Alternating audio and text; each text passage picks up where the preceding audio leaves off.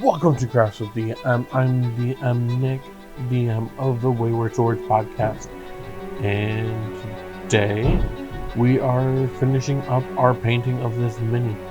And when I say finishing up, I mean kind of finishing up. Unfortunately, I didn't finish the base. The slight issue, being a father and being a DM and trying to do this, all is very taxing, especially when your daughter really wants to help you out. Off screen here, you actually have my daughter trying to paint with my water cup, so I have to be very careful of what I'm doing with that. Keep an eye on her, keep an eye on the workstation.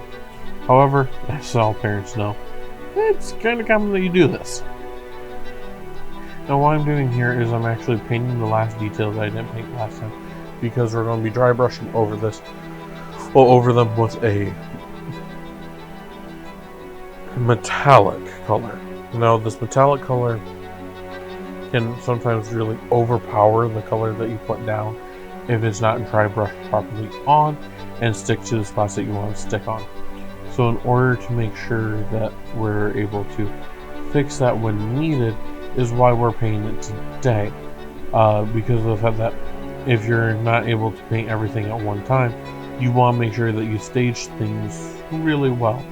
And in order to stage things like this the best, we're going to want to make sure that we're painting things like this in the proper detail last, so that way when we dry brush over top, if we need more color, we already have the color ready to put back onto it in order to fix it, if that makes sense that way.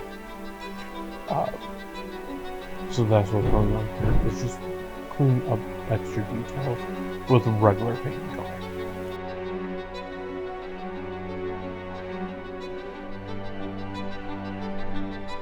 Alright, and if this video seems a little more choppy or there seems to be a lot more background noise, I am actually taking care of this part at work with the voiceover. However, what you see there is actually the wash. That's the dark wash.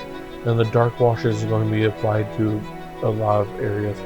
Right here, we're actually starting with the hair, funnily enough, because we want that we want to do that salt and pepper look.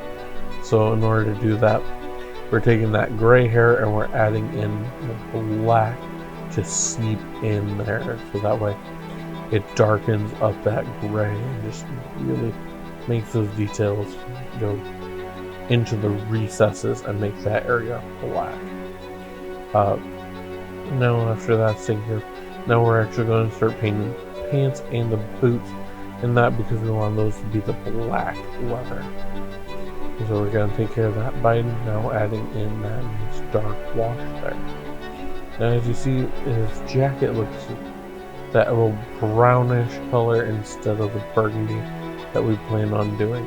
But right here we're going to correct that by adding in, oh wait, I think I might be adding in a little more dark wash. Hold on a second. I skipped part of the video, sorry. But yes, it's very good. If it looks like it's pooling a lot, then you want to take the brush and brush it through a little more. But sometimes you actually want it to be pooling in certain spots there, because that's really going to help pull the detail out of like recesses and things like that, is having that sit there in a good spot. And what you actually see is that area that we wanted, that black metal, I'm actually now doing that dark wash on too. Now sometimes when it comes to your wash bottles, if they crack, like this one came cracked, it just leaks a lot. So sometimes you're going to just want to wipe that up with a paper towel. But anyways, moving forward into our next area, we are going to now use the red wash there onto the jacket. This red wash is depreciated sadly, however, when you want things that have that little bit of a red coloring added to it, it's going to be very useful. I will slowly look for a wash that isn't depreciated, like here what we're doing, which I'm slightly out of camera focus again. Sorry about that. I think I did that mainly because of working next to my daughter. But as you see, I am just covering the jacket and the pants and that, well, the entire jacket with it. because we do want that burgundy look to it. So in order to get the most little bit of added coloring out of our wash, which is that, again, red wash, we're going to be making sure that we get all the spots, so that way it's in all the recesses. And by doing so, we actually will add a little bit more red coloring to certain areas, and that red coloring will actually help bring it more in line with that burgundy. As you can tell, is already kind of changing that. What looked like was a red brown now looks more like a dark, deep red, kind of like that what a burgundy truly is. It's a nice little handy trick to use with the washes, is make your wash help fix the coloring that you're doing. Now here I'm using the strong tone because we want to add in the strong tone right to those leather details, because that's going to really bring that leather out a little bit further and make it look more like a true leather. The important thing to remember is that it's going to take time to dry. If something doesn't feel like you should touch it because it's a little too wet, I would avoid touching it, because you can actually end up leaving fingerprints in this part. As you saw there, that napkin kind of jumped into frame. Yeah, that was from my daughter playing next to me. I mean, as a parent, you always want to spend time with your kids, and as a content creator, I also always want to try and give you content. So occasionally you might have my daughter helping, which might also shorten the video or make it longer depending on depending on the video that we're doing. But here we just finished that. Now finish that area, and now I think right. This is where I'm trying to do a little bit of a red, a little more of that red actually going onto the white fabric, because we do want it to seem like it's like bloody, dirty bandages is what I was talking about. Now here we're going to use the flesh wash. That tanned flesh really doesn't look natural fully right now, but once we start adding on that flesh wash, all of a sudden it tones it down, but adds in just enough extra colors that all of a sudden it's one of those, wait a second, did that actually turn into true flesh? Is what it ends up doing to my eyes. Normally, I'm not sure about you, but that's the look that I end up getting after I start using the flesh wash in the proper areas. It's kind of amazing how well it works when it comes to things like this. So we're having that nice little extra detail come into the skin areas, making it now look more like actual skin. Now, this is a bit of arguing with my daughter and trying to save some things, but now it's actually time to wait. Funnily enough, this is actually part of the process. You gotta wait, you gotta find something to do when you are doing things like this. When you're doing the washes. The washes are going to take time to dry. So you sit there waiting for the clock to run out. You can always paint the base like I was playing on. However, as you can tell, the base is wet. My daughter kind of did that. If you're painting two different scales, you can paint the smaller one. However, because my daughter was trying to play with that one, I can't exactly paint that one either. Or you can always paint another mini like I showed, or you can just sit by candlelight and just wait out the time. Now, we're getting into dry brushing. Dry brushing is actually something that is going to require a secondary piece of paper. And when I say piece of paper, I truly mean a piece of paper. Yeah, that cap's a little messy. Anyways, you're going to want a true piece of paper for this, because when it comes to dry brushing, what you're looking for is the least amount of paint on the brush.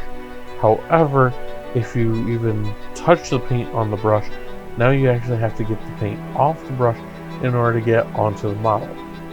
If you're confused, great. because dry brushing, in a sense, is the art of confusion in some ways. When it comes to painting, you're doing exactly what you thought you shouldn't be doing to the paints. So right here I'm adding a little bit of water. I know it's off screen, but I need to thin it out just a little. I'm digging it, and now, as you see, I'm just painting away on the piece of paper until it's barely on my brush. I'm barely having anything come off, and now I'm dry brushing on to the details of those bottles that are hanging to add all the upper recesses and parts that are sticking up that gold coloring. It's nice and wonderful there.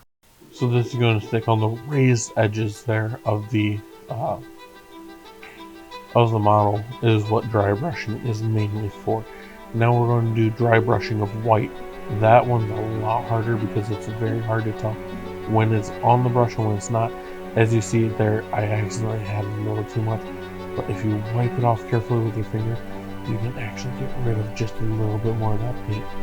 And boom, right there we have that nice look that I was going for. On that hair we have a nice little salt and pepper, where you have the blacks, you have some grays, and you have some white all dispersed in through his hair. That's now looking exactly where we want it to look. And that was all just done through the dry brushing. Now we're adding in just a little bit of a color back into that little lapel area, because I'm trying to get that beard with the one collar sticking up does get you some paint on the collar that we don't exactly want. Now I did say in this video I was going to paint the base, however I wasn't able to paint the base due to what you can't hear in this portion of the video because of the time that passed. My daughter is now in her crib, however she's also crying in the crib. And I'm now wanting to take care of that or just finish up so that way she can go to sleep. Now it's going to take a lot of time to get that off as much as possible. Now here we're just dry brushing on that blood right onto that in order to help bring that out. And now you see his arms look very red. What are we going to do to fix that? Dry brush on white. That's the best solution for things like that. Is now you want to dry brush again over top of the dry brushing, which, because you're doing a very dry brushing of a color, you can actually go back over the color really quickly because the paint's going on almost dry. And now here I'm going on in a different direction, which is now covering up some of that already painted area, which is almost exactly what we want. Now I'm adding in more paint that we've used before, mainly due to a issue that kind of happened during that dry brush, which is where I overbrush onto a different area. But do keep in mind that it's very simple to fix. We're painting. We can just repaint over the areas that we messed up, and it might add in a little bit more layers and things like that, but it's nice and easy to fix. Last thing that we're going to do is we're going to, again, fix, as we're doing here, we're fixing more of the area, but then we're going to add on a little more wash onto the area just to make sure that all evens out in the end. And then after this, we got a little more dry brushing to do. We do have to dry brush the black metal, and that again is very simple. We're going to put some of our metallic color that we want to use. We're going to add some water to thin it down just a little. Not too much, you still want it to be thick enough that it's going to stick, but not so thick that it's just all fully sticks. You need it to be that little consistency of, as someone said, milk. I go a little looser when it comes to metal, just because of the fact that it's still a little thick when you do that. And then I use the dry brush ready, and then just dry brush onto those areas. I'm going to go ahead and go a little white here, so that way you can focus on the video. And then I'll come back with a little bit more explanation and some announcements coming up here in the end. Talk to you in a second.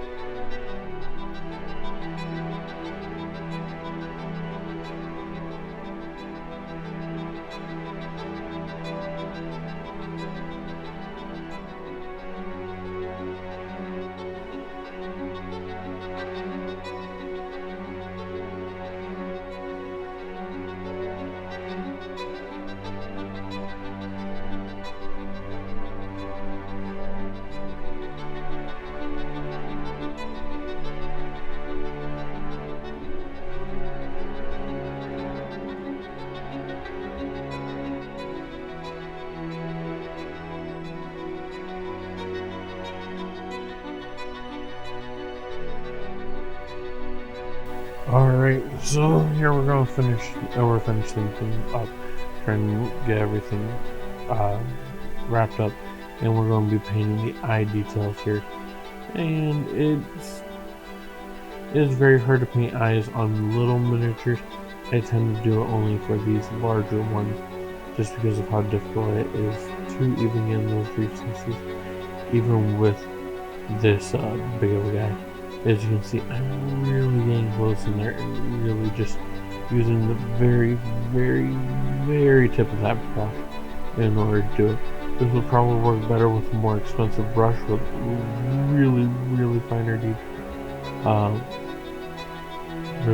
tip, but I'm able to make a decent face with this one. Now I'm going to show you some photos of how it turned out here at the end. And look at that, we have a very nice Johnny model right here.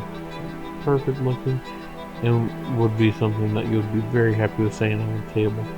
And as I shown before, and as I plan on showing again in another video, you can do this even at a smaller scale and still get this nice detail. Now tonight, going live at about 7:30, will actually be Crafting with DM. We're going to do a live stream, and that will paint the base, and we're going to paint some creatures and different models for the upcoming podcast event on Thursday coming up. We're going to be doing a live stream reveal of Wayward Swords podcast. Hope to see you there. Anyways, thank you, and I'll catch you in the next crafting video.